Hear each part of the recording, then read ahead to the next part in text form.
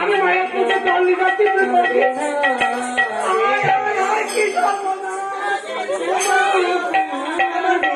ভেঙে দিল দেখিস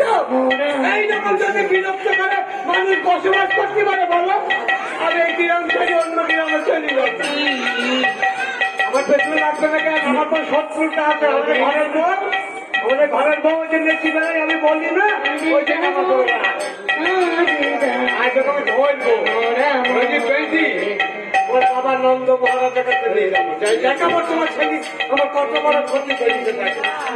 ওই বাবা যদি বিচার না করে তাহলে কম ছেলেদের কাছে বিচার দেবো আমার তো দেবো না আমার নাম হচ্ছে কুটিরা